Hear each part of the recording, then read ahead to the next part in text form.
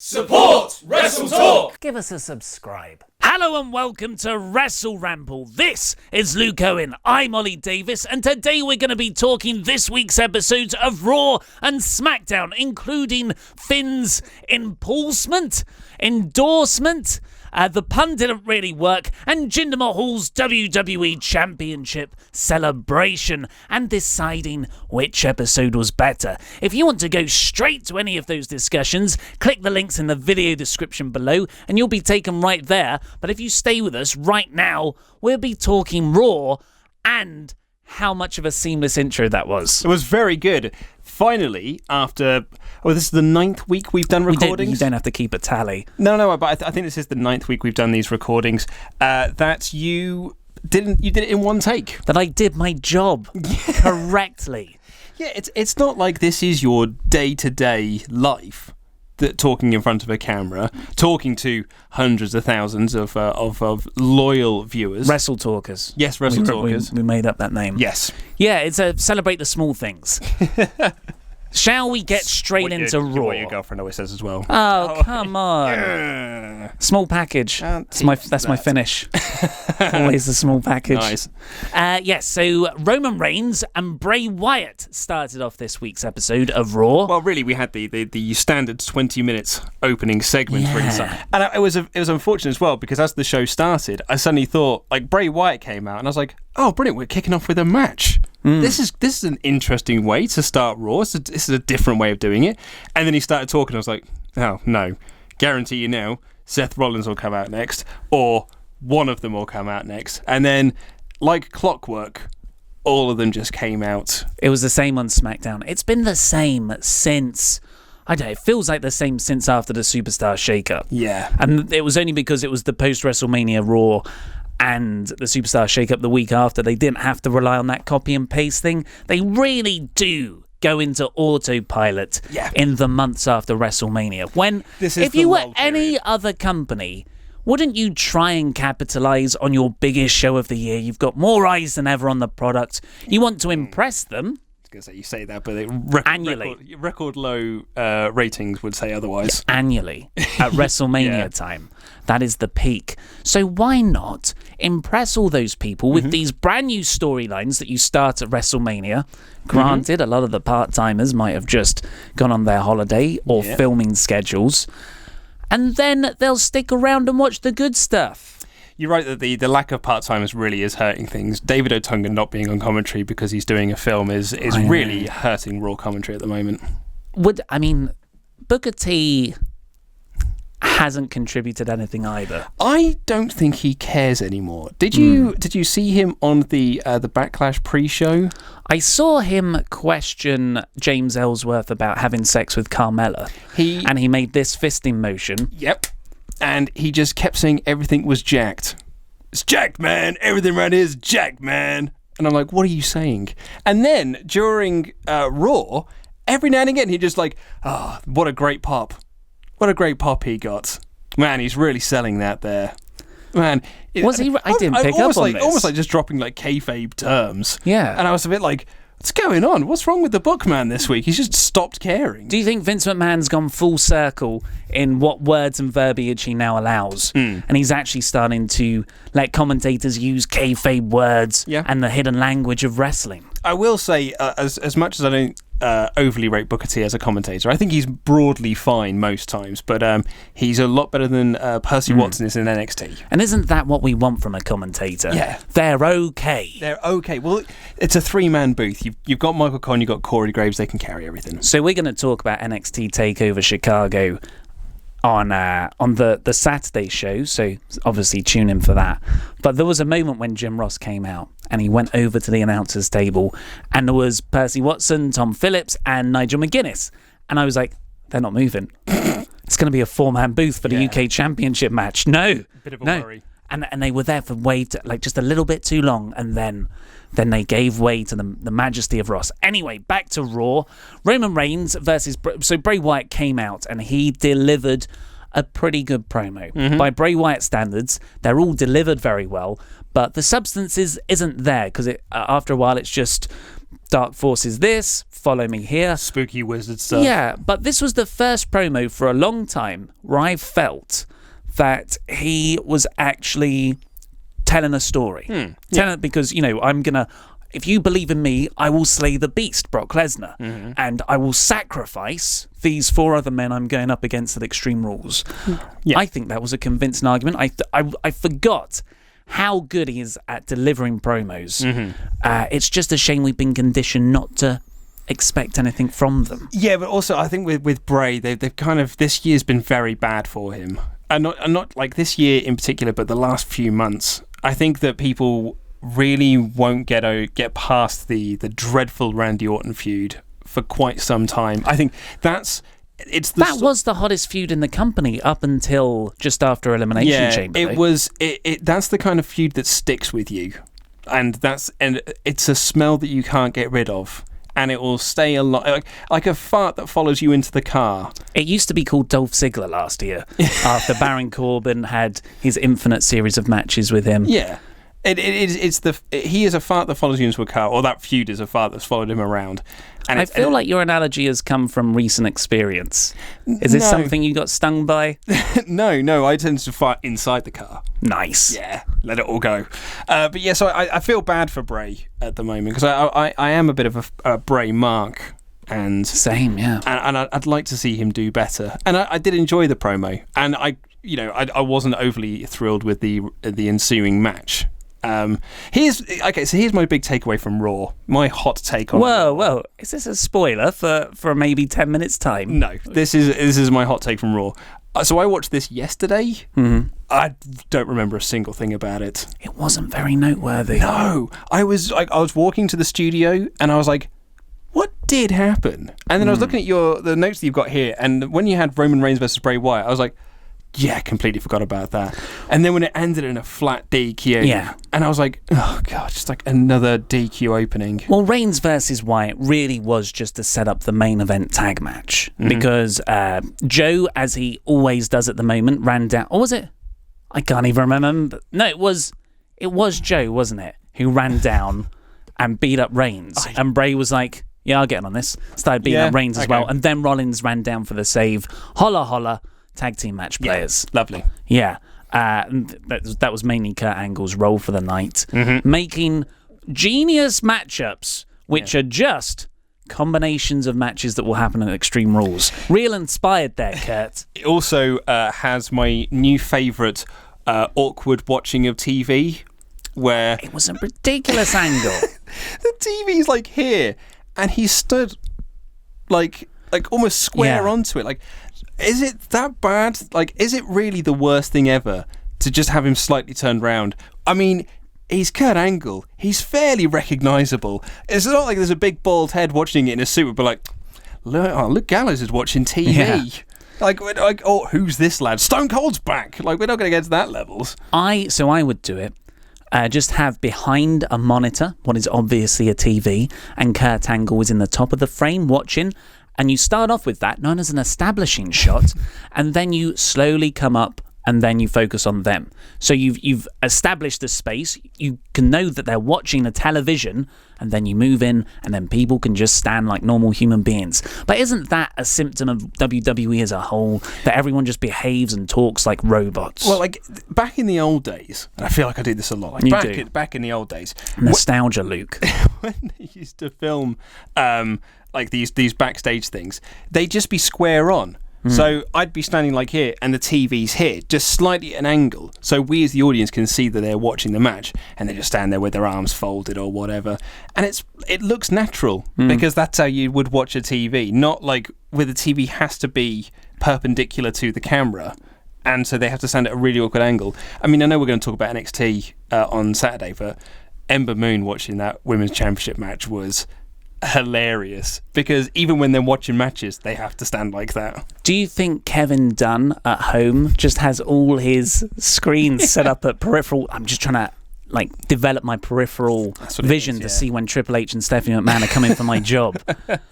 So anyway, yes, that these matches were made for later in the night. Next up, we had Akira Tozawa beating Araya Daivari because he had the big match going into 205 Live last night against Brian Kendrick. Just really happy to see Akira Tozawa on Raw. As soon as his music hit, I was like, brilliant. Excellent. I'm in for a good 5 minutes here. Yeah, because it won't go over 5 minutes as a cruiserweight match.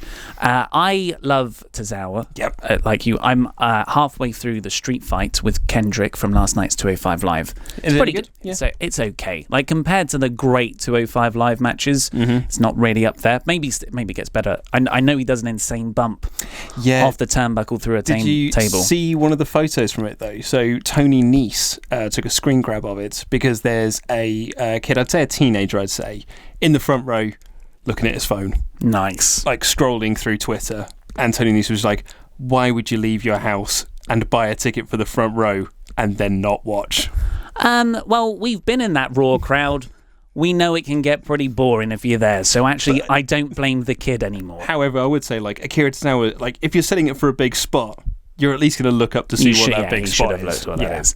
But yeah, Tozawa really can work a crowd. Yeah, it's great. He just yells at them, which because is it's funny as well. Forgotten art. Because when he came out, you could tell that it was a crowd that was not familiar with his work. Because when he was first doing the ha ha ha, no one was joining in. But the more he did it, the more the crowd realised, latched on. This is something we can get involved in, and started doing along with him. And within a 5 minute spat, got everyone behind him. It was really, really great. He's a master of working the crowd. Well, speaking of masters of working the crowd, next up we had the Drifter, Elias Sampson, make his main roster in-ring debut. At long last. Beating the Intercontinental Champion Dean Ambrose. Which means he's got to have a title shot down a championship opportunity down the line. It was a DQ, wasn't it? Yeah, so Miz that's why beat up the Drifter. Well, I was trying to think, so I was watching and thinking, like, well, that Samson really has to win. It's his debut match. But then I was like, well, yeah, but Dean Ambrose can't really lose. And then they did the DQ, and I was like, I mean, well, of course they did the DQ finish. But I liked that when Elias first showed up backstage talking to Kurt Angle, everyone kind of cheered because it's like, oh, brilliant, he's going to make his debut at long last. And then he was in the room playing the guitar, and within about, I want to say, 20 seconds, nuclear boos of just like, oh no, get this guy out of the ring now. It's so funny. It's a good gimmick though. That's like proper heat. Like, no, I want to see you get beaten up. It's not like, I disagree with the position you're in. Come on to Jinder Mahal at Smackdown. I always loved the heat that he got in NXT. It was so funny because the crowd proper hate, like, drift away. It's so funny. And which is highly ironic because his last thing he did in NXT was be roundly cheered as the biggest babyface ever because he came out as El Vagabondo in an angle where they must have booked it being like, well, everyone's going to clearly cheer Oney Lorcan for beating up Elias Sampson because everyone hates Elias Sampson. And then poor old Oney Lorcan got booed out the building for beating up El Vagabondo. Yeah. So funny. So, back to Elias. I thought he got great heat for the guitar segment. That was very well done. I really want to see more of that. In the ring, he's a bit boring. He's got a great physique. I'll give him that. He's got a cool face. He's got a cool look. But it's about all I can say about Elias Sampson. The best thing about him is the heat that he draws and the fact that Corey Graves doesn't like him. Yeah, he just seemed to do rest holds. Yeah.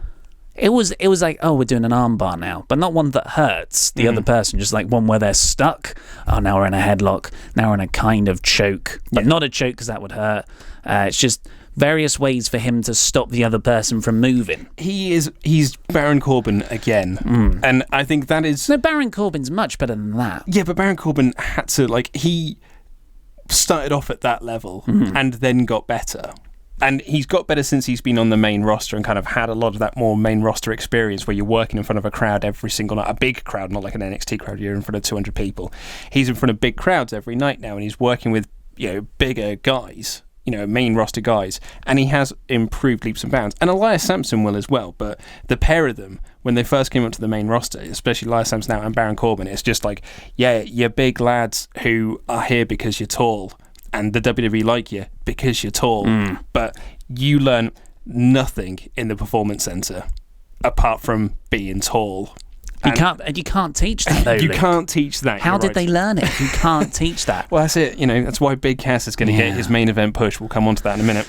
Well, should we talk about that now? Because that's not actually in the notes because it was sort of a backstage segment. Enzo Amore was found beaten up backstage. Not just beaten up, but properly knocked out. Yeah. And Big Cass said to Kurt Angle, quite a good line, I thought, well, you better find him before I do. Which a lot of people are like, did Big Cass do it? I was about to say, we're all in agreement that Cass did it, right?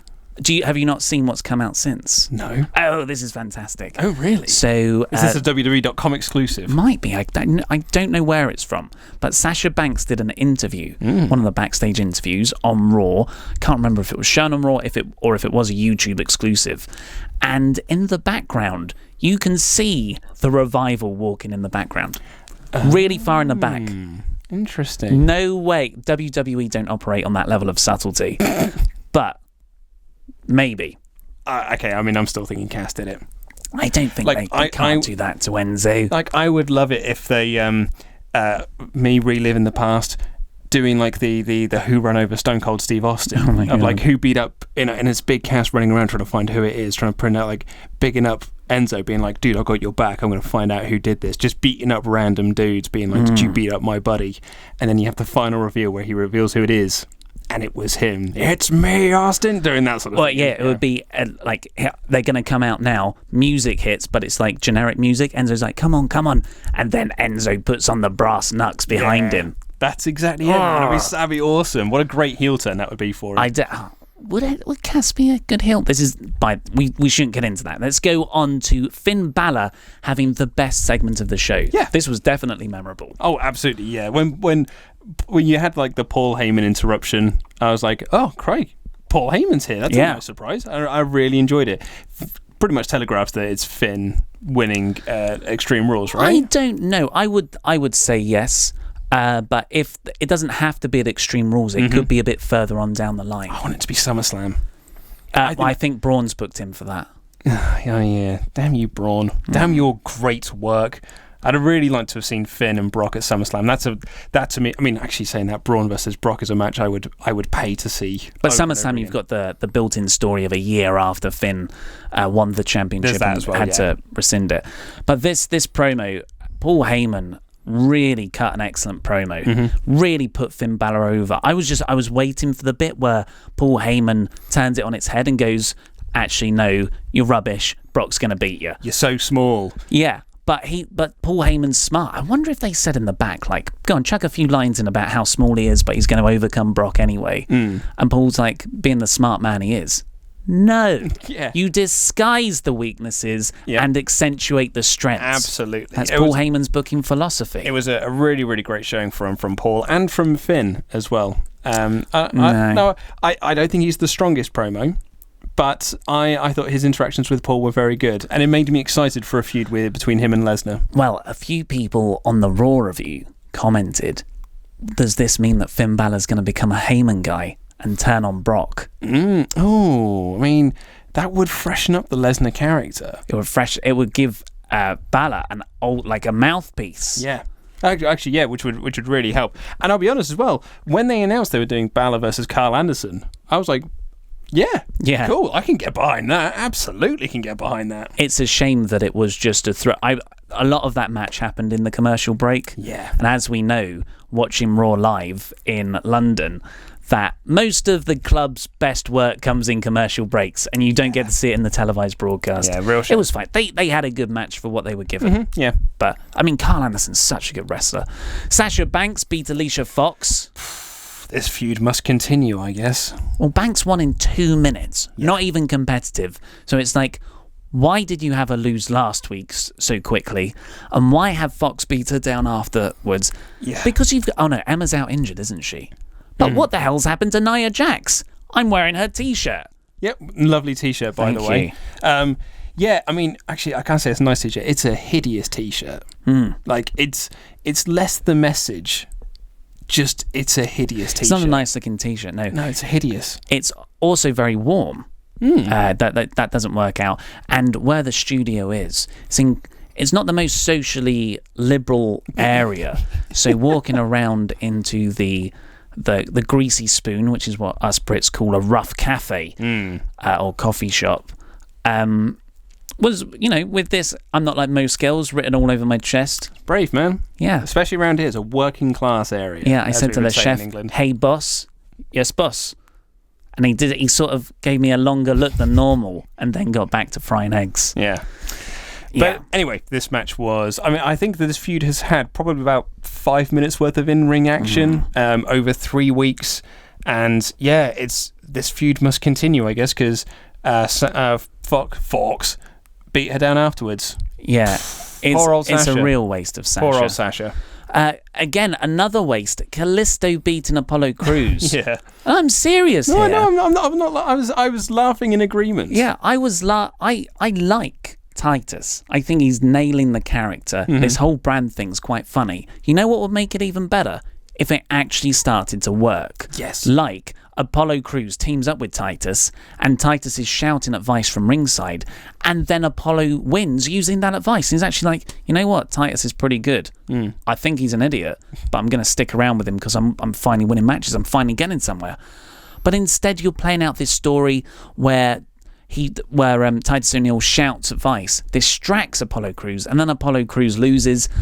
So Titus looks like a chump. Afterwards, Apollo's like, "I'm sorry, I should have listened to you more." So now Apollo looks like a chump as well. Yep. No, Kalisto lost. Kalisto looks like a chump because he only beat Apollo because he was distracted. And also, so no one looks good in this. And also, who did he beat? Because he beat a chump. Yeah.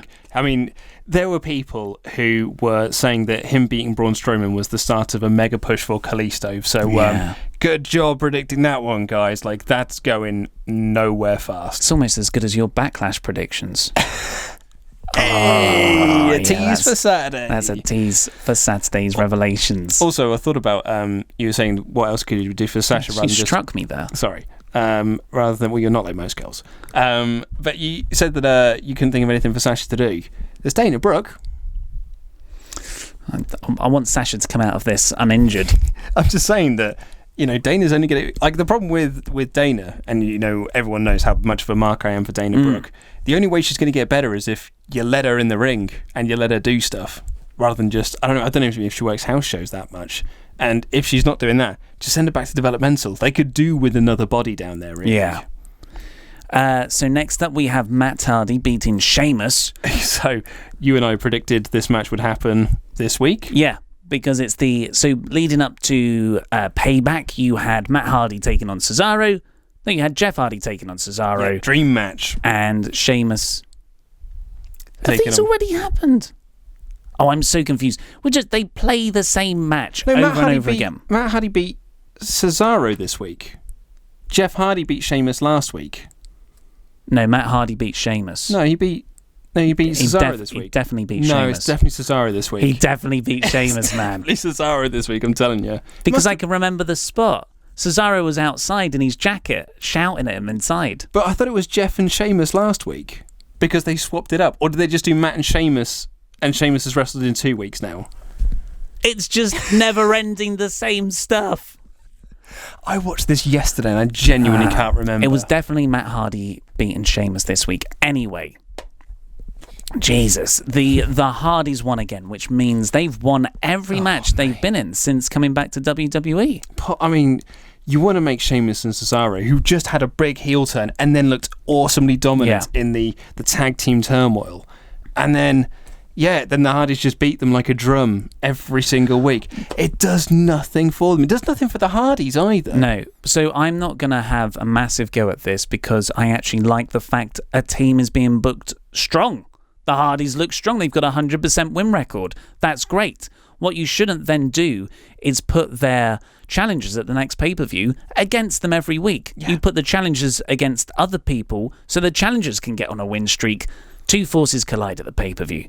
What's so difficult? Put them against Heath Slater and Rhino and just have them beat them quickly. Or do Sheamus and Cesaro beating Heath Slater and Rhino quickly. That's all you need to do. Yeah. The pay-per-view should be about winners facing winners rather than winners facing loads of losers. Sorry. Oh. Austin Aries. We should probably talk about the announcement that they had. So because the Hardys won, they got to choose the stipulation for Extreme Rules. Jesus Christ, man. Sorry. It's going to be a cage match. Yeah, I was disappointed in that. I thought it was going to be a ladder. I thought they were going to do TLC. I thought they were going to, if you're going to relive the glory days of the Hardys, and because bearing in mind, if you're running on nostalgia, you've only got a certain limit level you can carry that to. Look at Team 3D a couple of years ago. Yeah. So the best thing to do is to relive as much as that's possible by let's do a TLC match, the match that the Hardys made famous with the Dudleys and with Edge and Christian. Show loads of clips of WrestleMania X7 and SummerSlam 2000 and even you could fudge it and show clips from Royal Rumble 2000 when they had the tag team tables match, and you can show all these archival clips and then say, by the way, you can watch all of these on the WWE network, $9.99. Oh, what a bargain. That's a steal. Absolutely. You get all that content and so much more. You get shows like Table for Three is pretty good. Table for Three and bring it to the Table for Three. Ladder for Two. A spin-off show. Jeff Hardy's going to jump off the cage. That's my prediction. 90. And then Cesaro's going to catch him with an uppercut. Oh, that would be good, wouldn't it? I mean, it would kill him, but it would be great. It would be great to kill him. It would just be an awesome Jesus. Austin Aries beat Tony Nese in quite a nice cruiserweight match, built around Austin Aries trying to lock in the submission, because Neville versus Aries at Extreme Rules is a submission match. Yes. Excellent. I mean, I'm all down for that. They've both got really good submissions. And especially afterwards, Neville locked in the Rings of Saturn. And they're calling it the Rings of Saturn as well, aren't they? Which is nice, because Perry Saturn's on hard times at the moment. Yeah, so it's nice for Perry. Yeah. And it was a nice little match. I liked that Neville came out with Tony Nese as well. It was almost like, I almost thought that Neville was going to be building up like an army of heels. That would be cool, with DJP on the UK Championship show as well. Showing that he is the king of the cruiserweights. BT Dubs. That tag team match with the 205 guys on the UK show. Mm-hmm. How enjoyable was that? Mega heat for TJP. Mega heat with TJP. They did not enjoy the dab. No. But I found myself in little giggles of laughter when he was attacking Brian Kendrick's arm, thinking that he was attacking one of the other guys. Yeah. Oh, I thought it was brilliant. It's such. Do you know what that is? That's such a old school UK wrestling spot. UK wrestling, when you used to be at Butlins and things like World that. of Sport, World of Sport. It was always about comedy, because you'd go out there and you were there to entertain people. You were a vaudeville act, really, and it was such an old school UK wrestling spot. Oh, I loved it. I thought it was so funny. And the crowd were chanting "wankers" quite heavily at one point. JR asked, "What's a wanker?" What is a Nigel? wanker? And Nigel goes, "I don't think we should talk about that. Might lose our jobs. It's a naughty word." For all of you United States people who don't know what that is, it's someone who masturbates a lot. Yeah, pretty much. Yeah. That's what a jerk off.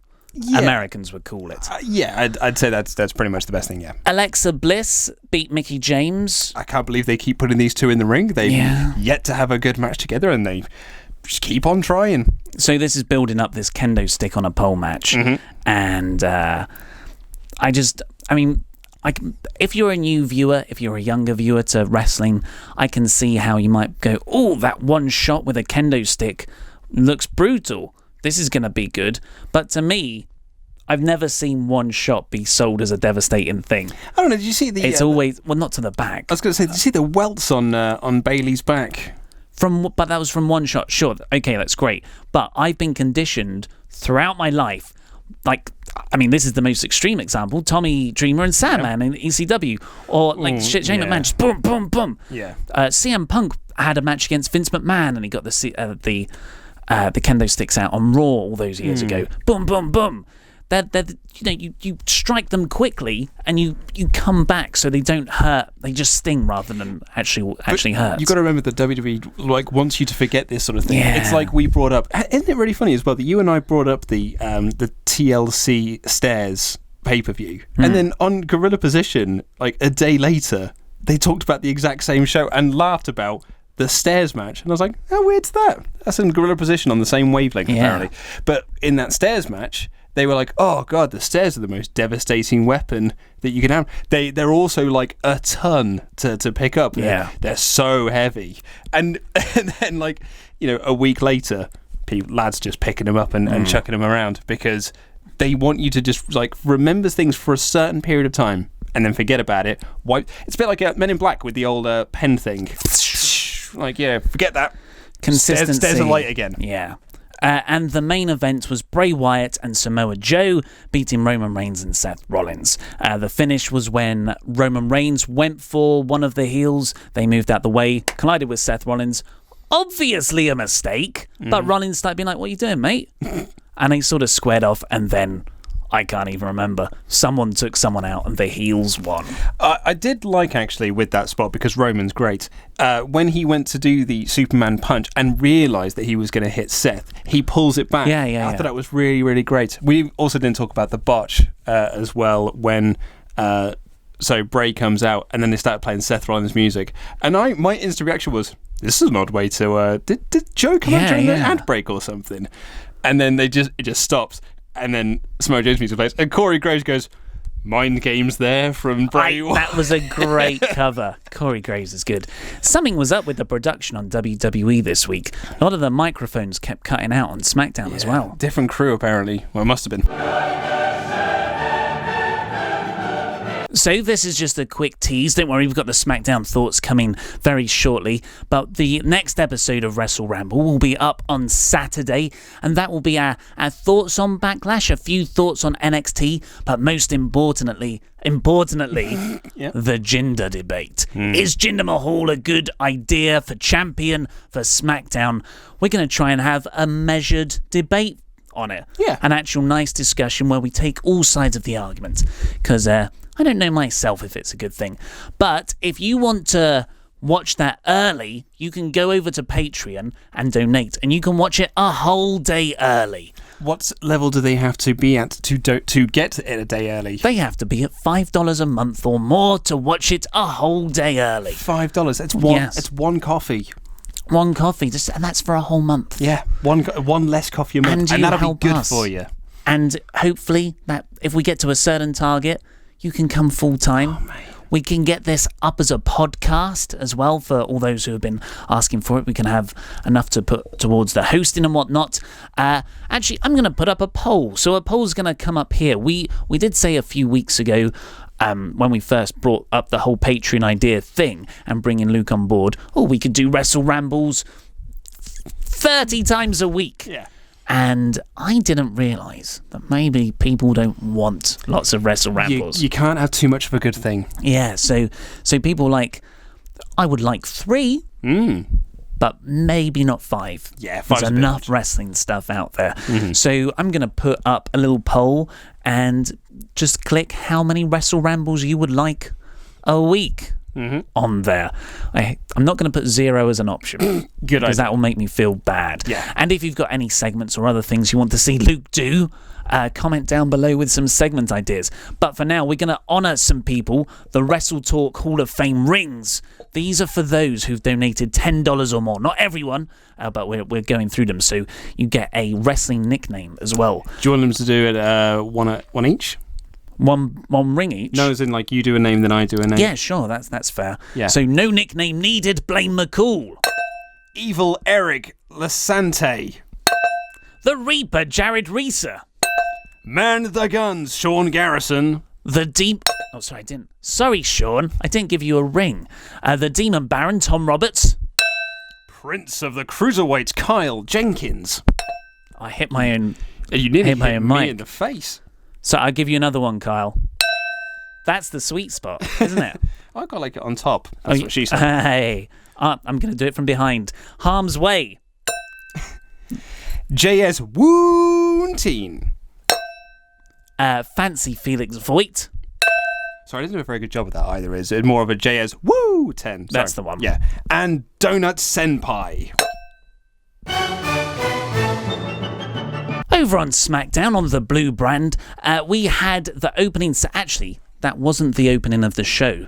The opening of the show was the announcers interrupted by a police convoy, 4x4 and limo. with the Singh brothers letting out Jinder Mahal on his little carpet thing that he's got. Big production truck in the background featuring Sting and Mick Foley, which was really and distracting. Eddie Guerrero. Yeah. I was looking at that. There was a moment when he stepped out of the car with his WWE Championship on the back, with Eddie Guerrero looking over his shoulder, and I was like, Yeah. It's that moment when you're like, yeah, Jinder's champion. It was an unfortunate placement. Yeah. We won't go into our thoughts on Jinder as champion. We'll just review the segment later on for the full thoughts, the Jinder debate. That'll be in Saturday's episode. So the first segment was Shane McMahon coming out and going, but as he usually does after a pay-per-view, oh boy, what a pay-per-view. What a pay-per-view. This thing happened. That thing happened. But next up, we have another pay-per-view where these people will fight. And this time he was announcing Shinsuke Nakamura, Dolph Ziggler, Sami Zayn, Baron Corbin, AJ Styles, and after a bit of complaining from KO, Kevin Owens as the competitors in the Money in the Bank match. I did let out a bit of a groan when Shane was like, we're going to do Money in the Bank. I was like, oh, brilliant. And we're going to have some qualifying matches. Yeah. And then he was like, and here are the lads in it. And I was like, well, now we're just going to have 4 weeks of tag matches and singles matches between these guys. Essentially what we're doing on Raw, but now we're doing it on SmackDown as well. Totally. When you actually could have had like a few weeks of qualifiers. Like you could have played up a Cinderella story with Mojo Rawley. Where's he been? Like, he won the Under the Giant He's taking kids on tours. He won the Under the Giant Battle Royal, and they're like, he's on a skyrocket. He beat Jinder Mahal like the following week, and now it's like, what's next for Mojo? He's gonna scare some kids and be never seen from again. It was very uncomfortable. Yeah, so that he's nothing without the Gronk. Yeah, that's the idea of qualifying matches for Money in the Bank. Wouldn't just be good to avoid having the same matches over and over again for the next few months.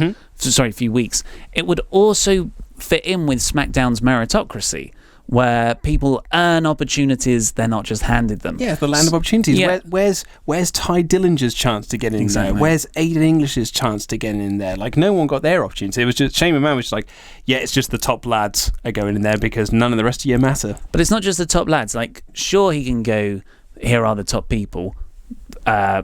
Sami Zayn won, Kevin Owens won, Shinsuke Nakamura won. The other 3 people, they lost against those 3 people that I've just put in. Perfect. So it just collapses in on itself. Yeah. And later on, okay, so you two faced each other. Sami Zayn, you're going to take on Baron Corbin, and in the main event tag, Styles and Nakamura, which was awesome. Yep. Versus Owens and Ziggler. Do you know, I was really.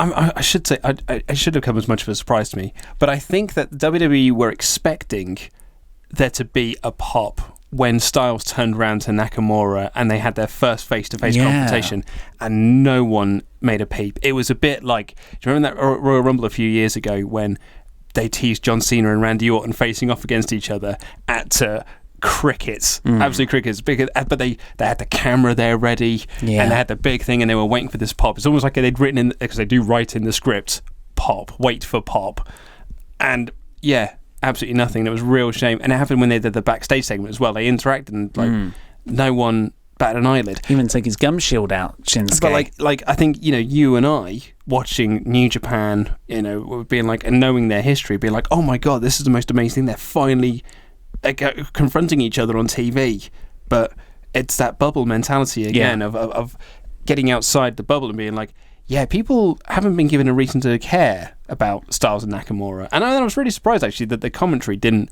play up to their long-standing rivalry. They just said they've got a history. Anyway, my hot pick for this, because traditionally Money in the Bank matches usually have 7 competitors. Who else could be added? Maybe a Bulgarian brute.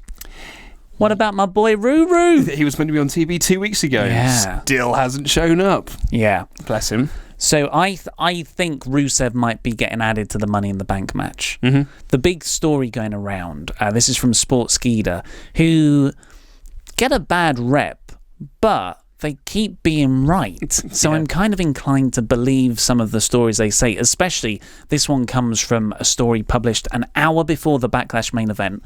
Jinder's going to win the title. The reason is because they're going to extend the Jinder and Orton feud until Money in the Bank. And this was done because Ryan Ward wanted Rusev to win the Money in the Bank match. Oh, interesting. So with that in mind, I think... Spoilers. Well, it might not happen, though, so these current plans. I'm picking Rusev to be involved in this match and to possibly win. At its current level, as it currently stands, I'm going with Baron Corbin. He's destined for big things this year. I also think that Baron Corbin is definitely winning the WWE Championship this year. And I think him walking around with the Money in the Bank briefcase will be really awesome, because the great thing about Baron Corbin's character is he just thinks he's better than everyone, particularly, and I wish they'd played this up even more, he thinks he's better than indie dorks. Because he didn't have to go 10 years in the developmental, he didn't have to go 10 years working in front of bingo halls in front of 30 people. He just walked straight into WWE, and now he's here on the main roster. And him walking around with that Money in the Bank Championship match, beating Nakamura, Styles, Kevin Owens, Sami Zayn, all these Ring of Honor dorks, and he could just be like, yeah, and I beat all of you. And now I'm champion. And now I'm going to be champion. Oh, it'd be great for him. It would. That would definitely work in NXT. I can't see it working as well on the main roster. He has done it on. I think he has done it on the main roster. I can't remember who he was doing it in front of though. Where he was. Oh, it was when he was feuding with Dean Ambrose. Oh, okay. And he said that he goes. He's like, yeah, no, I just walked. I think he did it on Talking Smack or something. He's like, yeah, I just walked straight into this place. I wasn't wrestling in front of 30 people stapling dollar bills to my forehead. Oh, which is a take that, CZW. That's a great line. Yeah. Next up, we have Becky Lynch and Charlotte beating Natalya and Carmella. My notes here include the word meh. Yeah. It's. Yeah. I mean, it barely was a match. Yeah. This is obviously off the back of the Welcoming Committee's Backlash win. One of the predictions I did get right. Yeah, so... No, you said the faces were going to win. I said the heels, didn't I? No, you said faces. I watched it back. You said, I'm going to go for the good girls. Oh. Something glows. So your record's even worse than you thought it was. It's funny, because when I was watching the pay-per-view, I was like, that's another one I got right. Yes! Luke's on a right. It's all coming up, Luke. Hilarious. The most noteworthy thing about this is that the Fatal 5-Way has been made for next week between Carmella, Becky Lynch, Charlotte, Tamina and Natalya, to be Naomi's number one contender. And then I'm assuming the others are going to be put into a Money in the Bank ladder match. Yeah, Pro Wrestling Sheet reporting that, so that's pretty trustworthy. Yeah, I could definitely go. And so I'm going for, here's my hot take predictions. I'm going to say Natalya wins the Fatal 5-Way, and Carmella wins Money in the Bank. Jeez. Fabulous, yes. Fabulous. Money in the Bank. That'd be great, man. Because I think that Money in the Bank always works best if it's a heel anyway, because then you can have the cheap victory when they're down and beaten up. Unless it's a character like a Dean Ambrose or a CM Punk where it really works as a babyface. And then someone like Carmella winning it. A real undeserved women's champion who only won it because she cashed in a Money in the Bank. I think that'd be great. That'd be really cool. Very good for her character. So next up after that was Sami Zayn beating Baron Corbin in a very quick roll-up, probably won about 30 seconds, and Corbin beat him up afterwards to ensure no one looks good. Yeah, because that's now Baron Corbin beaten twice by Sami, but I guess he beat him down, so yay Baron. Yeah. And next up was my favourite part. I wonder if, here's a prediction for you for next week's show. Perhaps it is only going to remain 6, but Sami's now injured, and they'll put Rusev in through that. Could do. Or, the flip side of that, Shane suspends Baron Corbin and puts Rusev in his place. Potentially. That would be a second suspension for Baron. Yeah, but that could play into something bigger, I suppose. JBL was playing that up on commentary, saying he's already been suspended once. He's a future world champion, but he needs to control his. I think he needs to control himself. JBL was really playing that up on commentary. Very well could be then. But anyway, my favourite part of the night. Oh yes. One of my favourite parts of Backlash, as well. The Fashion Files. Yes. The final file, ? And it was a backstage skit of Fandango and Tyler Breeze interacting with Shane McMahon. Shane McMahon is playing the perfect straight man. Yeah. Kind of literally, if you take into account the metrosexual appeal of Breezango. And Shane McMahon's in his office and he's like, who has done this? And it's like all these cases everywhere and there's donuts. It's just done up like a police I headquarters. particularly like on the board they had a picture of Freddie Blassie and it just says genius. Yeah. And but even better, like just Fandango's delivery of the hard cop. Yeah. And what was the line they did? I guess their day one is more H than S. It was perfect. It was like you just want to. I really wish they could do son of a bitch. I was gonna say like day one is H is my favourite joke from WWE in probably years. It's so funny. Oh, and thank you to everyone who pointed out what day one ish actually means. Thank you very much. And even something as lame as handing in like when they said, I guess you want our guns as well. And Shane perfectly replies, you've got guns? Yeah, and then when they reached out to back, it was like, whoa. It's handing water pistols. He was like, Shane McMahon's reaction was like, I mean, of course they're water pistols. Yeah. Like, it was so good. Like, that's a lame joke, right? Yeah. That it's water pistols, but the execution was perfect. They are very good. Yeah. I'm really glad that they're getting like some good TV exposure because I really like them. And I really enjoyed the resulting angle that followed it. I enjoyed the quick 2 matches that they had where they just won in these roller victories. And the reason why it was so great was just that, it was set up so perfectly, but the Usos sold it so well. Both times that they lost, they were incensed. And when Tyler Breeze pinned whichever one of the Usos he pinned, it's a real problem. I don't know. I really wish they'd just wear like different colours. Like just make it easier. Like I mean, JR used to struggle with Matt and Jeff Hardy. Like I can imagine what he'd be like now. But Tyler Breeze pins him and literally rolls out the ring and runs with his hands in the air like this as if he's just won the world title. Oh, it was so funny. And it seemed a bit real as well because when they were like shouting back and forth at each other, Mike Chioda, the referee, went over to the headset and looked like he was communicating with someone in the back. Then he has a word with the timekeeper, the ring announcer. Yeah, it was really, We're going to have a tag team title match. It was worked really well. The Usos were tremendous in that segment. Their reaction to everything. And that's what I really like about the Usos. They don't feel like every other wrestler on the roster. They feel like their own characters who aren't just doing this scripted verbiage that they're given. They're their own people. They feel so unique to the show, and to an extent Breezango do as well, because I assume there's a lot of improv there. Oh yeah, you could like even with the stuff with Shane, you could tell there's a lot of improv in there. I think I even like the taking of the donut at the end. Like it just felt like I'm just going to do this because I think it'd be a really funny way to end the skit. If you rewatch the segment, Fandango never stops talking. Like he's like, yeah, you want to be careful with that. Yeah, I'm going to just take this over here. Yeah. And it's all funny. It's all really, really funny. It is very good. So the resulting tag team title match was actually it was only about 5 minutes. But God, I got into it. And the crowd did too. When they had the near fall of when he put the knees up and then rolled him up, I popped for that near fall. I thought it was great.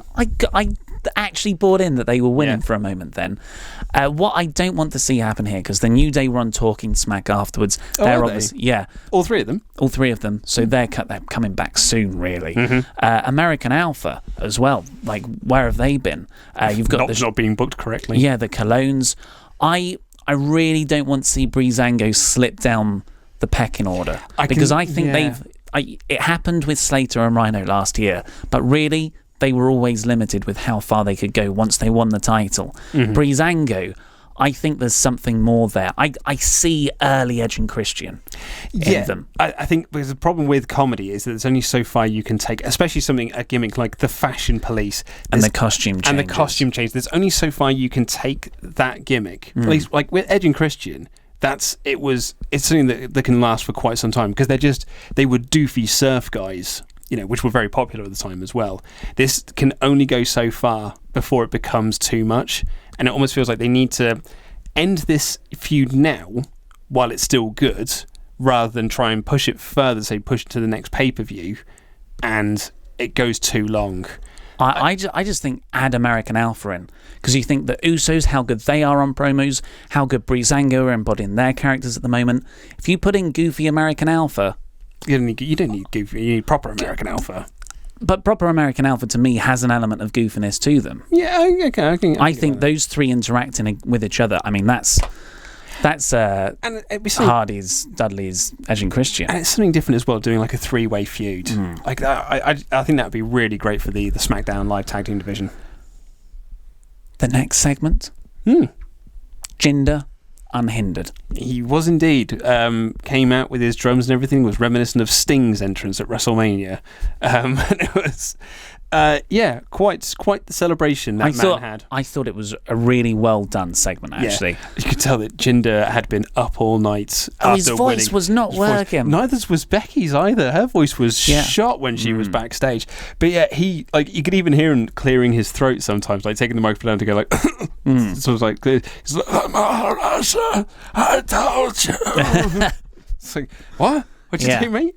But the whole presentation of the guy, the way the Singh brothers come out beforehand doing their dance, there must have been about 20 people there all dancing. Yeah. The ring was dressed up. There was a heck load of pyro as well. God. Loud pyro. Surprised me. What I really like, and it's a reason why Bollywood movies are so successful, is that when Indian culture celebrates, it's wonderful to watch because it's an incredible culture. And the way that they dance and the way that they move, it's something, as Westerners, particularly as white Westerners, it's something that we're not exposed to. Speak for yourself, man. It's also why we didn't know what Day One-ish really was, because we're the whitest of the whites. We're like Vanilla Ice, although he would probably know what it is. We're not exposed to that kind of celebration. So I think it's fantastic to watch. And it really did make him out to be a big deal. When the way that it was presented, I was like, yeah, I completely forgot that 6 weeks ago he was a jobber. And I was like, yeah, this man did once throw a drink in Rob Gronkowski's face, but I don't remember who that guy was. I didn't forget that. It wasn't that much. It would have to be the equivalent of the Men in Black thing you talked about earlier for me to forget. Yeah. Jinder's previous career as a jobber. But I did think that they're doing... Ever since they've decided to commit to this direction, they haven't put a foot wrong. No, I thought they were really great. So that was... No Randy Orton on the show either. That's what it was missing for me. I really thought that segment could have done with one of the dancers, maybe not a dancer, because that would be ridiculous, is Randy Orton in disguise. Yeah. And as Jinder's turns heel at the end of the segment, you don't get any of this celebration because you're from the United States, whatever. Randy slithers in behind him, takes out the Bollywood boys, and then just is standing there waiting for Jinder to turn round. Or just running around, just RKO every single person outside the ring. Even better. Even better. The main event was Shinsuke Nakamura and AJ Styles beating Kevin Owens and Dolph Ziggler. Yeah. What did you think of this match? So, I mean, I won't try and give too many spoilers away, from my thoughts on Backlash, but I thought this was a much better in-ring main roster debut for Shinsuke Nakamura than the pay-per-view was. I really enjoyed this. Okay. I really, really enjoyed this tag match. I thought it was quite well-paced. It was long. Yeah, probably went about half an hour. But I thought it was really wonderfully paced. I thought they built up to their hot tags very well. I thought that Kevin Owens was fantastic in the ring when he was first confronting, because when Shinsuke tagged in and then Kevin Owens tagged in, I instantly thought it was like, oh, I can't wait to see this. I can't wait to see this matchup. And Kevin Owens shouting him down and then getting punched in the face and then rolling to the outside and just telling the referee, just like, shut up. Slapping the table because he's frustrated. I thought he was wonderful. Even Dolph Ziggler bellowing spots didn't put me off the match, and he was... I didn't hear that. Do you know? Oh, mate, there's going to be a lot of Dolph on... Botchamania. You talk too much. The referee as well, there was a point where the referee shouted, "We're in commercial." Ah, dear. Or no, it was "We're in replay." And you could hear Dolph shouting to Shinsuke, "Stay down for a bit, slow down." Bellowing spots. So, but even that didn't really put me off. I thought that everyone worked it really, really well. I thoroughly enjoyed it. I didn't mind it. I thought it was an average match. I thought it was an average main event. Maybe my expectations were a bit higher, considering Owens, Styles, and Nakamura were in this match. And Ziggler's a very good wrestler as well. Yeah. It's just because the shine's so taken off that I didn't list him there. Yeah, he was popular 8 years ago. Yeah. And the AJ Nakamura tease at the end was very great, and they even even touched. Yeah. So that's your fancy booking out the window. No, I know.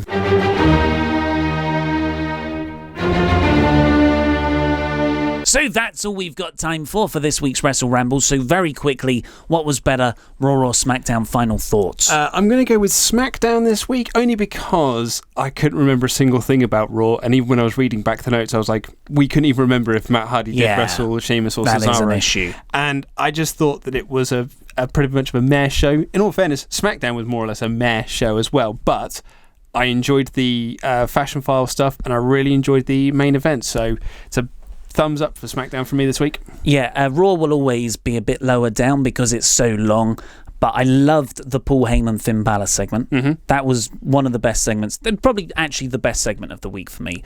But I love the SmackDown tag team division right now. Yeah. So it's SmackDown for me because I genuinely love that. I want to keep seeing that division go at it with each other. Yeah, for me, the standouts of Raw were Paul Heyman and Akira Tozawa. Yeah. And that's not enough to topple the Fashion Files, I'm afraid. But anyway, that's all we've got time for today. Of course, tune in on Saturday for our Backlash Jinder debate. Just big show of loads of other things. This has been Luke Owen. I've been Ollie Davis. Click the videos here and here for the latest WrestleTalk news or latest WrestleRamble. Of course, Patreon, subscribe, and that was rambling.